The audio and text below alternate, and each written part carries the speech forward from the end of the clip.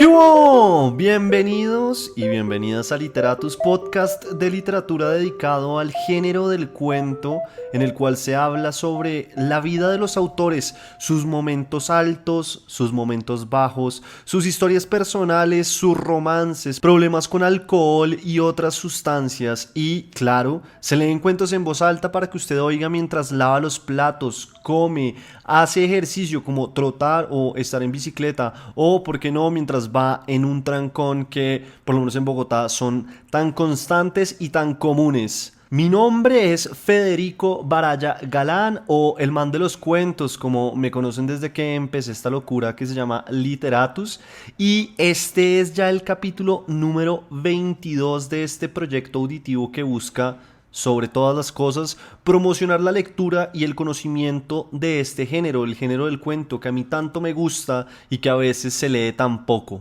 La semana pasada no hubo capítulo, yo sé, a veces me está costando, pero fue porque estuve en varias cosas y una de ellas fue el lanzamiento del libro del maestro Isaías Peña, cuyo título del libro es El universo de la creación literaria. El maestro Isaías Peña es una persona muy importante para la historia de los talleres de creación literaria en Colombia, y por eso lo traigo acá a colación. Él básicamente, y no es joda, trajo el concepto como del taller de creación literaria a este país y le ha dedicado por lo menos más de 50 años de su vida a educar y a construir escritores, y siempre su pregunta ha sido: ¿cómo escribir? Él es un gran responsable de muchos de los escritores que hay hoy en día.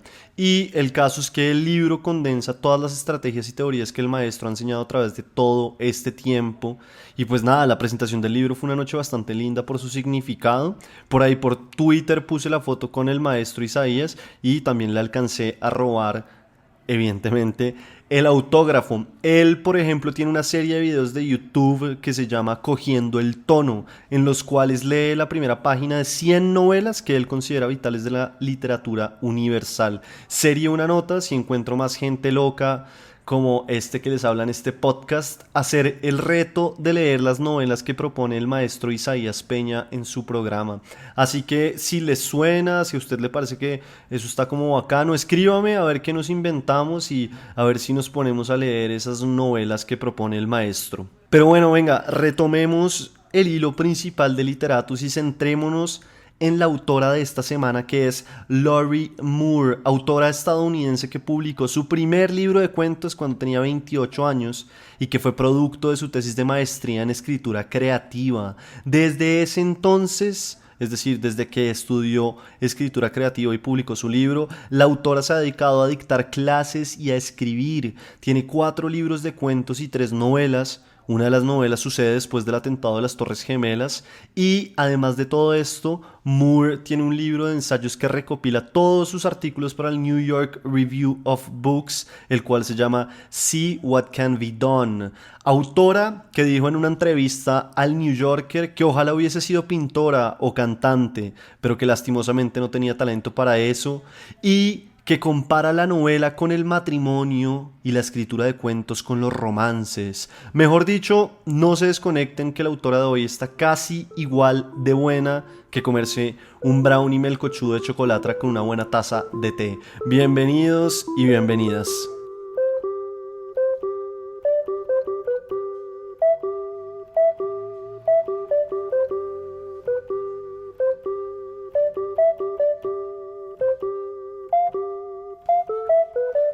Oiga, Lori Moore nació el 13 de enero de 1957 en Glens Falls, Nueva York. Cuenta que en su familia y en esa época, pues los padres y sus padres no eran esa clase de personas que apoyaban las ambiciones o sueños de sus hijos. Y sus padres, por lo menos, a pesar de que intentaron escribir, lo hicieron muy poco, según ella. Fue su abuelo el único que estuvo metido como en todo el tema de la literatura, porque fue poeta y publicó un libro, aunque ella es muy clara cuando dice que en realidad no es como que hubiese habido una influencia familiar que la llevara a escribir y a tener esta necesidad como de narrar a partir de la ficción y de la escritura de cuentos.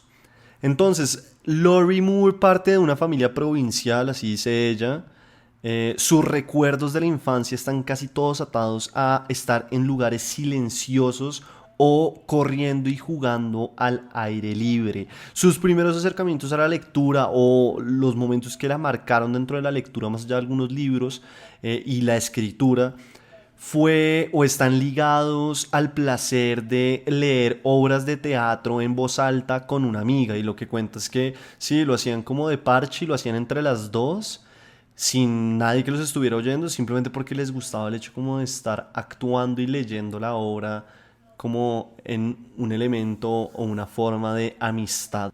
La vida de las y los autores puede ser difícil. Creo que a través de Literatus hemos visto eso como, pues publicar, por ejemplo, no es sencillo, escribir no es fácil, vivir de la literatura es bastante complejo. Y no solo lo hemos visto a través de los capítulos comunes y corrientes como este, sino que también a través de las entrevistas. Pues uno ve a María Fernanda Ampuero, que es una rockstar de la escritura, o cuyo libro Pelea de Gallos ya va, mejor dicho, en la edición 20ª y ha vendido por todas partes del mundo y está traducida a muchísimos idiomas, e igual ella no puede vivir de la literatura, sino que además tiene que dar clases y hacer otras cosas para que la plata le llegue a fin de mes. Entonces hemos visto a través de todos estos capítulos que la literatura es difícil y la vida de los autores es bastante compleja, sobre todo, y hay muchas veces que vemos que el camino para convertirse en escritor es confuso. Darse el lujo de decir, cuando la gente le pregunta usted a qué se dedica, pues sí, decir soy escritor es raro, porque cuando es uno escritor o cuando los autores o los escritores se dan cuenta que en verdad ellos son escritores, desde que se convencen de que ese es su llamado, o desde que escriben su primer cuento, o desde que tienen su primer manuscrito, o cuando publican y les pagan por eso, o al ganar un premio. Son muchas las preguntas alrededor de, pues sí, ¿cuándo se es escritor y cuándo no? En el caso de Lori Moore, que es la autora de hoy, que parece que me estoy viendo así como por las ramas, pero no. En el caso de Lori Moore, ella cree que nadie ni nada puede validar un escritor. Y cuando hablo de validar, me refiero a ese momento en el que algo pasa y el escritor dice, bueno, no estoy perdiendo el tiempo, la cosa está funcionando, me gané esto o pasó esto. El caso de Moore, como de validación, aunque ella dice que no estaba buscando validación, fue en la revista Seventeen, cuando ella tenía 19 años. A esa edad, la autora ganó su primer concurso de literatura y cuenta que esos premios, o eso es lo que ella cree, pueden ser un poco mentirosos, en el sentido de que si el autor se cree el cuento de que por haber ganado, eso ya se lo hace o lo convierte en un escritor, pues está totalmente equivocado. En muchos casos, dice Moore, muchos de los que ganaron después no volvieron a escribir, y en el caso de ella, después de ese premio, todavía el camino fue difícil y extraño. Moore no sintió, cuando estábamos hablando del concurso que ganó a los 19 años, que ese premio, si la validara o la convirtiera en escritora. Si algo, tan solo la confundió, que eso es muy importante. Y ella dice que la confundió porque primero no sentía ningún aprecio especial por el cuento que había enviado y con el que había ganado, ya que ella sentía que tenía mejores cuentos. Y lo que dice es que si un escritor necesita validación, mejor que se vaya a un parqueadero a que le validen la salida. Tampoco estaba orgullosa del premio, mejor dicho.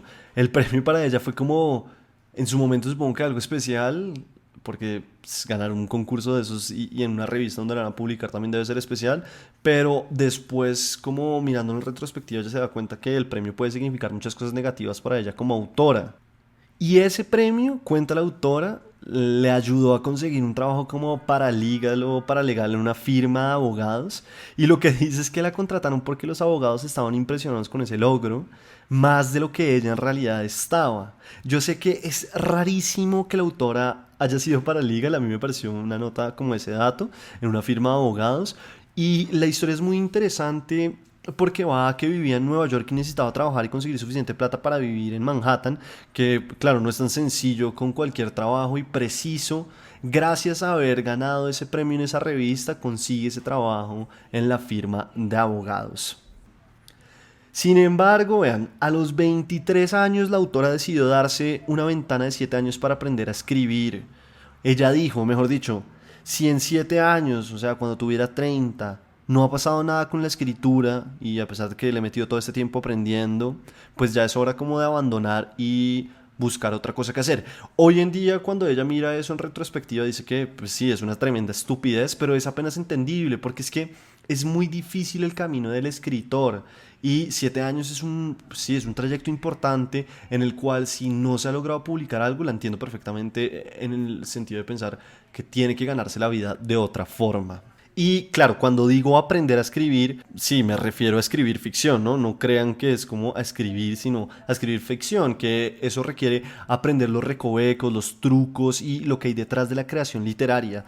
La semana pasada, si no estoy mal, hubo una charla de Samantha Schweblin, que es una escritora argentina que se acaba de ganar el Booker Internacional, que es un premio importantísimo. Bueno, ella se lo ganó con Siete Casas Vacías, que también es un libro publicado por Páginas de Espuma, es decir, por la misma editorial que publicó a María Fernanda Ampuero y que está publicando a muchas de las escritoras importantes hoy en día en español, entre ellas también Liliana Colanzi, que acaba de ganarse el Ribera del Duero, se lo ganó este año o el año pasado. Y el caso es que Samantha Schweblin con Siete Casas Vacías tuvo una charla la semana pasada que está en YouTube y la pueden buscar, en la que le preguntaban algo que me pareció muy interesante y es si se puede enseñar a escribir ficción. Y volvemos a hablar del maestro Isaías Peña y volvemos a hablar también de lo que dice Lori Moore de tengo 7 años para aprender. En su momento, o lo que dijo Samantha Schweblin es sí, no, es decir, uno sí puede enseñar y las personas sí pueden aprender a escribir ficción en esto que les estoy diciendo, cuáles son los trucos, cuáles son los caminos, cosas que se pueden aprender como del arte o del oficio de escribir. Ya sobre otros temas de la escritura y es como, sí, pues qué tan bueno es usted o qué tan malo, pues ahí entramos en otros temas, pero se puede aprender y eso fue lo que hizo Lori Moore a través de casi 4 o 5 años en los que se dedicó a tomar talleres y hasta hizo un Master in Fine Arts en literatura. Entonces, claro, Lori Moore dice, si en 7 años nadie se interesa por mí, pues lo dejo. Es decir, que si a los 30 no había pasado nada, nos hubiésemos quedado sin sus cuentos. Lo bueno es que a los 28 años, Lori Moore publica su primer libro de cuentos que se llama Self-Help y el cual fue producto de su tesis del Master in Fine Arts que les dije. Cuando el libro salió publicado, que fue en 1985, la autora estaba enseñando escritura creativa en la Universidad de Wisconsin, vivía lejos de toda su familia, de sus amigos, y lo que dice es que tenía un gato, muebles y un trabajo, y solía todos los días llorar un rato y hacer ejercicio. No fue entonces el gran momento de su vida tampoco la publicación de ese libro, porque lo que ella dice es que la vida era mucho más que un libro publicado. Por eso viene al caso el hecho de que tenía un gato, tenía muebles, tenía un trabajo y a pesar de todo eso solía llorar todos los días un rato y hacer ejercicio. La vida iba mucho más allá de haber sido publicada, a pesar de que ella se había puesto esa meta.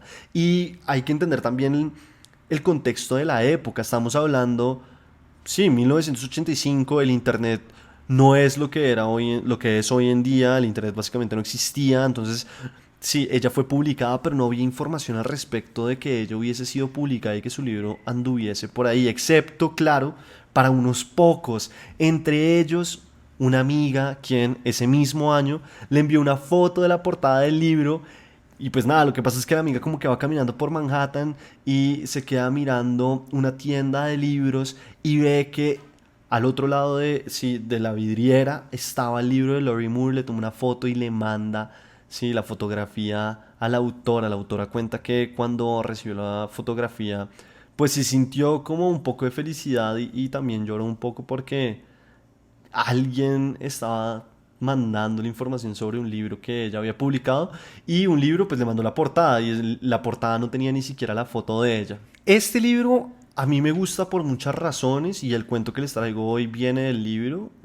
Muchos de los relatos del libro están escritos en segunda persona y el concepto detrás del libro es como la autoayuda, pero pues son textos de ficción y no tienen nada que ver con la autoayuda como la conocemos, sí, o como se conoce, sino que son textos crueles en muchos sentidos. Pero ya que estamos hablando de la creación y de las herramientas que utiliza Lori Moore para escribir, pues ella dijo hace, sí, bastante tiempo, le preguntaron si cuando escribía lo hacía pensando en alguien específico. Yo no sé si ustedes han pensado alguna vez eso, si los autores cuando se sientan a escribir piensan en alguien, como se hace por ejemplo en el marketing, que es como piense cuál es su público objetivo. Y entonces la persona se sienta a escribir pensando en su público objetivo.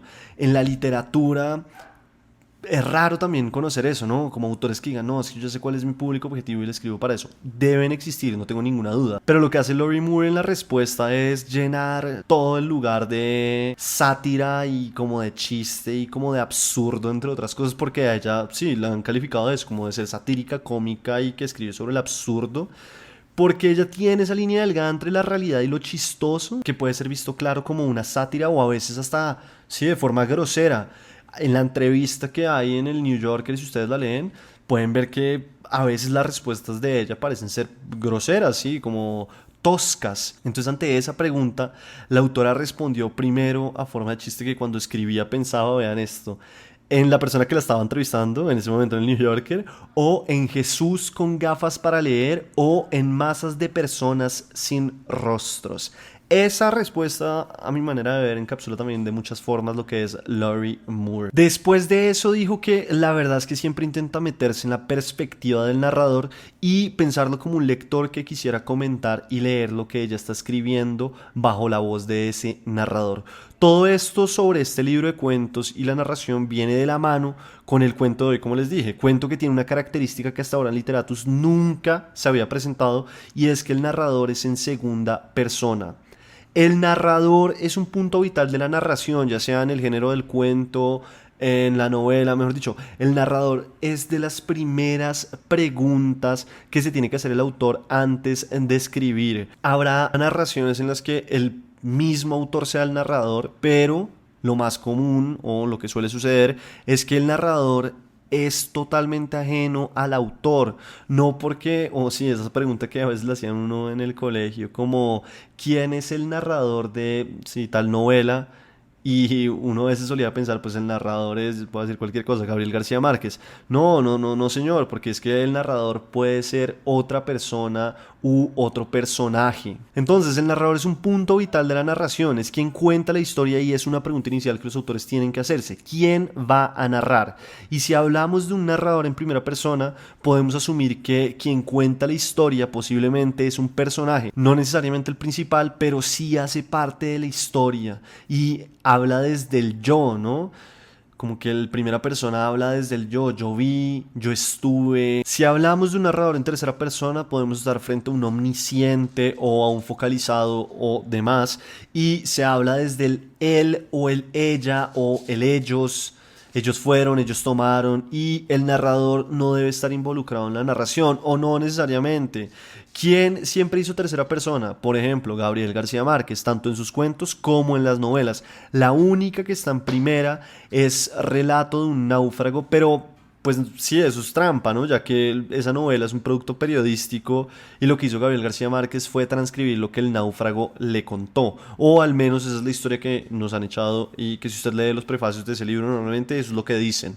Esto nos deja entonces con la pregunta de ¿qué es la segunda persona? La segunda persona le habla al lector directamente, casi como si uno hablara, sí, se hablara a sí mismo, y hace al lector parte de la historia. Acá en Literatus se habló en algún momento de Italo Calvino y su novela Si una noche de invierno un viajero, que está escrita en segunda persona. En el cuento de hoy de Lori Moore los invito a que vean también cómo es el uso de este narrador. En el caso de este libro, la autora cuenta que muchos de los relatos fueron escritos de esa forma porque, pues claro, ella todavía era joven y le daba esa sensación de estar haciendo algo diferente, algo original. Sin embargo, con el segunda persona toca tener cuidado para que no se vuelva fastidioso, porque se puede volver así como un sonsonete, entonces ya vuelve la narración cansina. Vamos cerrando esta parte del capítulo entonces. Les recuerdo que Moore tiene 4 libros de cuentos y 3 novelas, ha ganado distintos premios y ha publicado muchos cuentos en el New Yorker. Pero bueno, no siendo más, este cuento se llama How to Become a Writer, o en español, Cómo convertirse en escritora.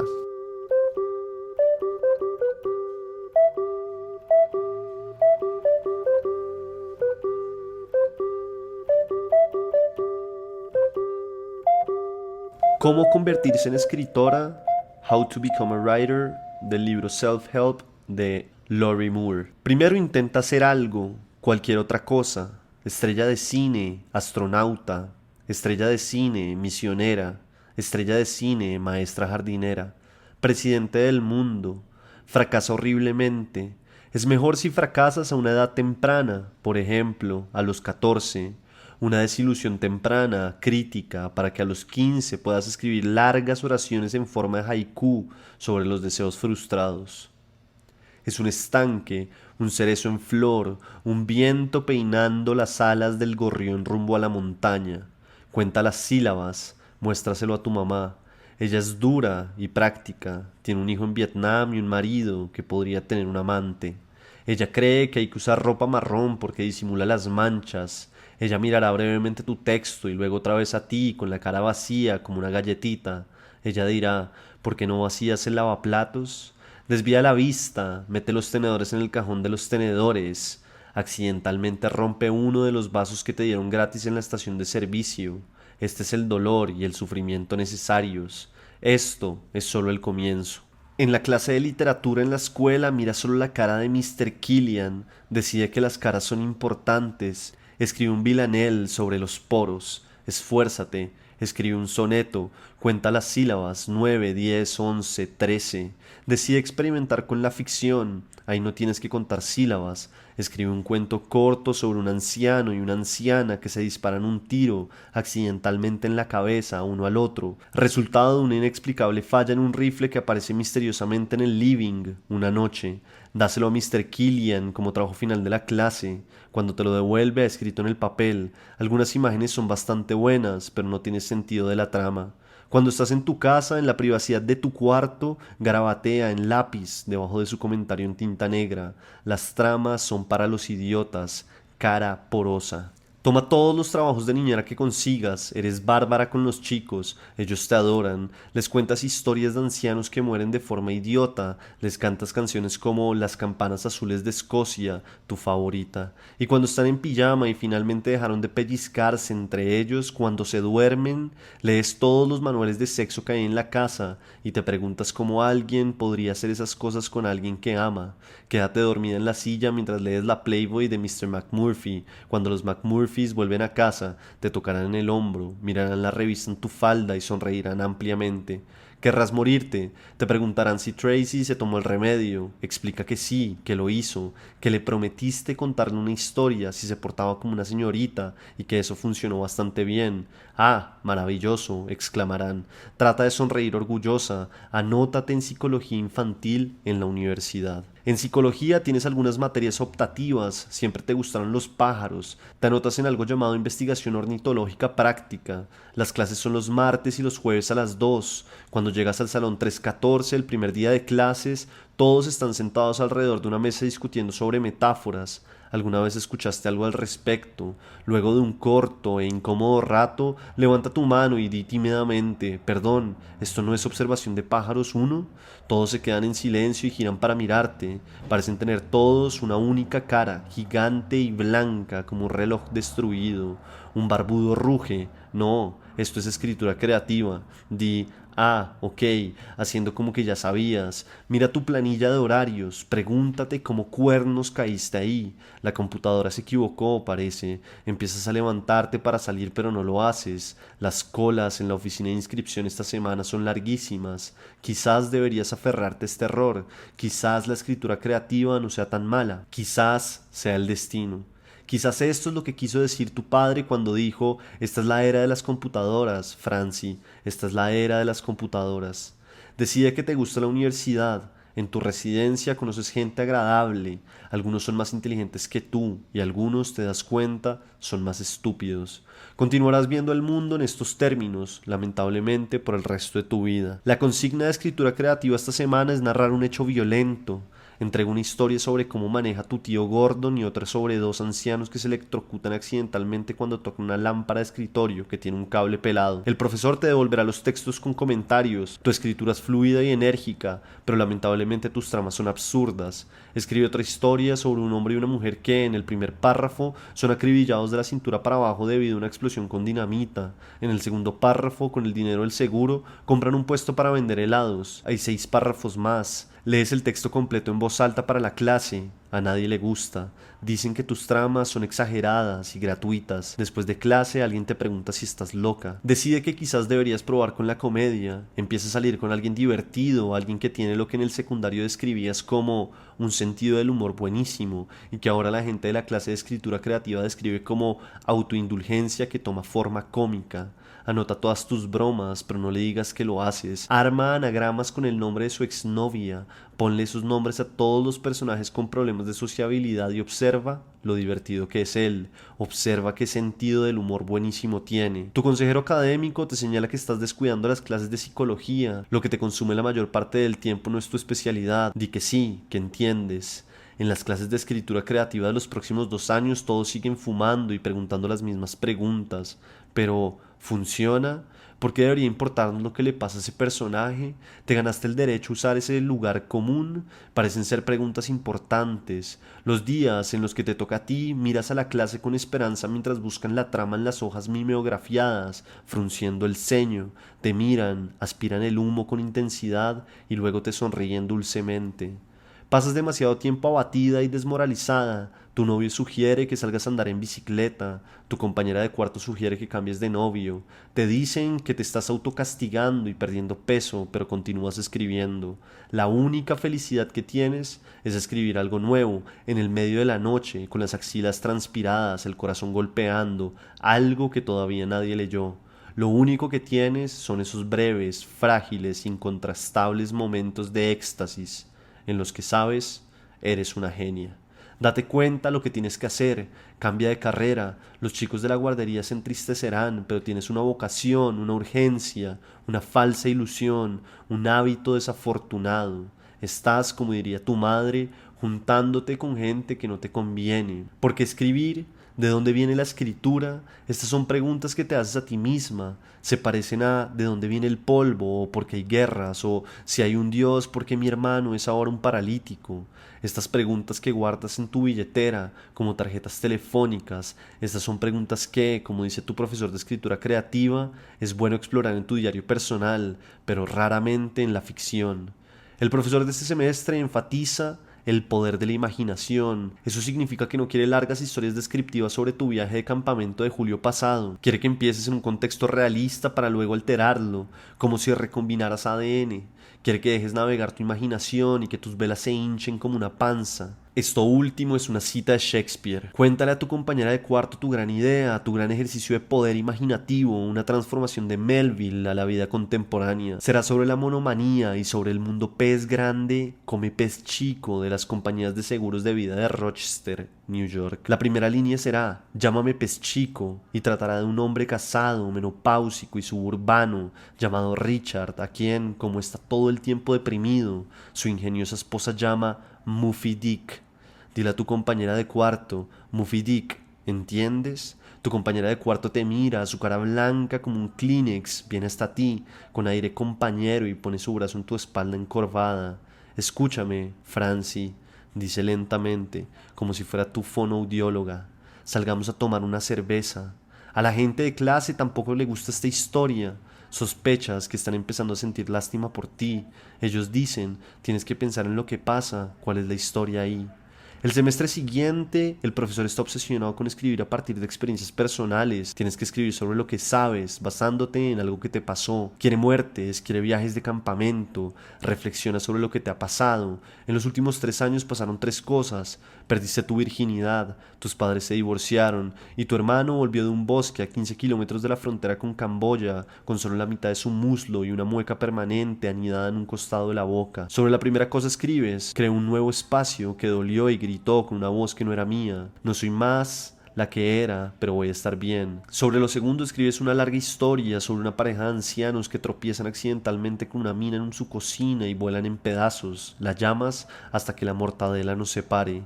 Sobre lo último no escribes nada, no hay palabras para eso. Tu máquina de escribir zumba, no puedes encontrar palabras. En las fiestas de la universidad la gente dice, ¿escribes? ¿Sobre qué escribes? Tu compañera de cuarto, que ha tomado mucho vino, comido muy poco queso y casi ninguna galletita, dice, por Dios, siempre escribe sobre el idiota del novio. Más tarde aprenderás que los escritores son simplemente textos abiertos e indefensos, sin ningún entendimiento de lo que han escrito y que por lo tanto deben confiar en cualquier cosa que se diga de ellos. Tú, en cambio, no has alcanzado ese nivel de refinamiento literario, te pones rígida y dices, no hago eso, de la misma manera en la que se lo dijiste a alguien en ese cuarto grado, cuando te acusó de disfrutar las clases de oboe y dijo que no eran tus padres los que te forzaban a tomarlas. Insiste con que no estás muy interesada en ningún tema en particular, que estás interesada en la música del lenguaje, que estás interesada en sílabas, porque son los átomos de la poesía, las células de la mente, la respiración del alma. Empieza a sentirte mareada, fija la vista en tu vaso de plástico lleno de vino. ¿Sílabas? Escucharás que alguien pregunta a la distancia, alejándose lentamente hacia la seguridad del bol de la salsa. Comienza a preguntarte sobre qué escribes en realidad, o si tienes algo para decir, o si existe eso que llaman algo para decir.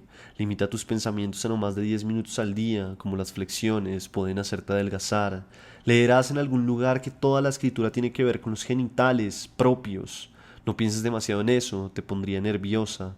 Tu madre vendrá a visitarte, examinará los círculos debajo de tus ojos y te entregará un libro marrón, con un portafolios marrón en la tapa. Se llama Cómo convertirse en una ejecutiva de negocios. También trajo la enciclopedia Nombres para su bebé, que tú misma le pediste.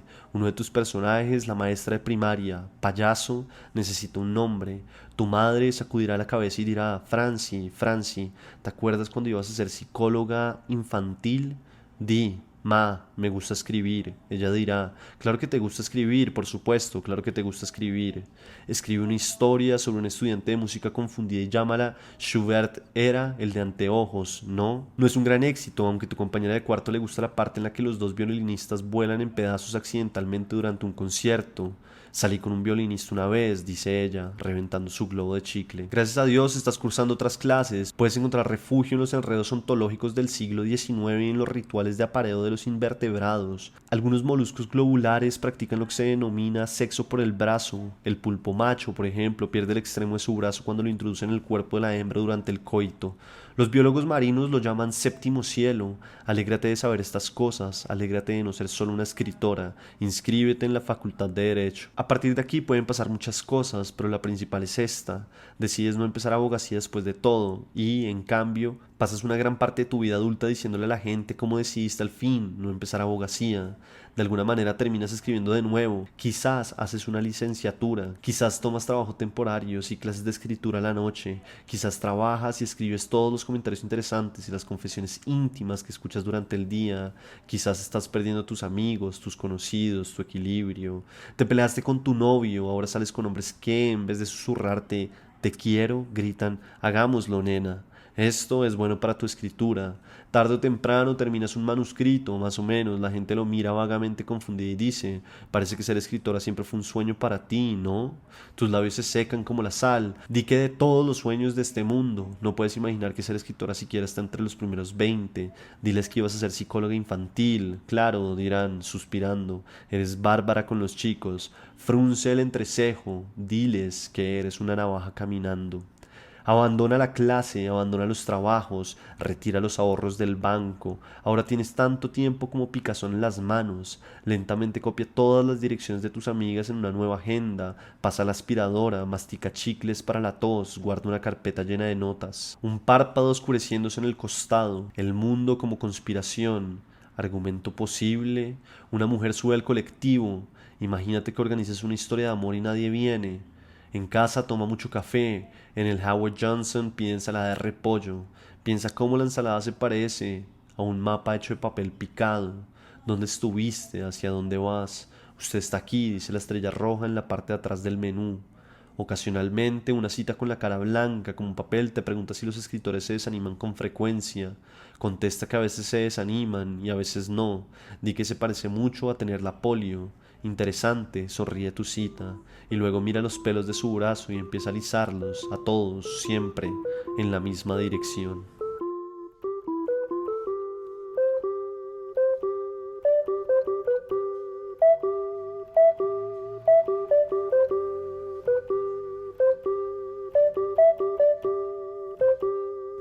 En este capítulo, la autora invitada fue Lori Moore y el cuento leído fue How to Become a Writer o Cómo convertirse en escritora. Mi nombre es Federico Baraya Galán.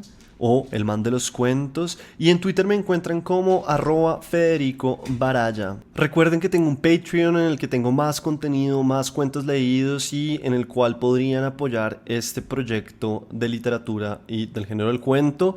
Solo tienen que suscribirse y cuesta $5 la mensualidad. Muchas gracias y nos oímos la próxima semana con más Literatus.